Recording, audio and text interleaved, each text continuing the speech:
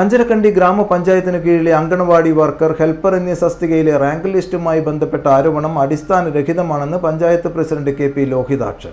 മാനദണ്ഡങ്ങൾ പാലിച്ചാണ് ഉദ്യോഗാർത്ഥികളെ തെരഞ്ഞെടുത്തതെന്നും അദ്ദേഹം വാർത്താ സമ്മേളനത്തിൽ അറിയിച്ചു. ആരോപണം തീർത്തും രാഷ്ട്രീയ പ്രേരിതമാണെന്നും അദ്ദേഹം കൂട്ടിച്ചേർത്തു. സർക്കാർ നിർദ്ദേശം പൂർണ്ണമായും പാലിച്ചുകൊണ്ടാണ് അഭിമുഖം നടത്തിയത്. വിവിധ മാനദണ്ഡങ്ങൾ പാലിച്ചാണ് ഉദ്യോഗാർത്ഥികളെ തെരഞ്ഞെടുത്തതും. ഇതിൽ ഭരണസമിതി യാതൊരു കൈകടത്തലും നടത്തിയിട്ടില്ലെന്നും KP ലോഹിതാക്ഷൻ പറഞ്ഞു. പൊതുപരീക്ഷാ മാതൃകയിൽ തന്നെയാണ് റാങ്ക് ലിസ്റ്റ് തയ്യാറാക്കിയത്. രാഷ്ട്രീയ പ്രേരിതമായാണ് നിലവിലുള്ള വിവാദം ഉയർത്തുന്നത്. റാങ്ക് ലിസ്റ്റിൽപ്പെട്ട എല്ലാവരും ഇതിന് പൂർണ്ണമായും അർഹതപ്പെട്ടത് തന്നെയാണെന്ന് ഭരണസമിതിക്ക് ബോധ്യമുണ്ടെന്നും അദ്ദേഹം കൂട്ടിച്ചേർത്തു.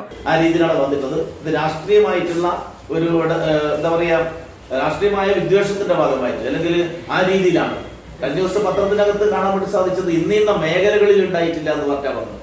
സാമൂഹിക മേഖല തിരിച്ചു വാർഡ് തിരിച്ചിട്ടല്ലാതെ റാങ്ക് ലിസ്റ്റ് തയ്യാറാക്കുക.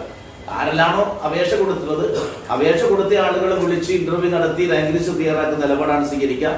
റാങ്ക് ലിസ്റ്റ് തയ്യാറാക്കുന്നത് ഭരണസമിതിക്ക് പ്രത്യേകിച്ച് ഒരു റോളും ഇല്ല. ഇതെല്ലാം കഴിഞ്ഞ ഭരണസമിതിയിൽ അവതരിപ്പിക്കേണ്ട വിഷയമില്ല.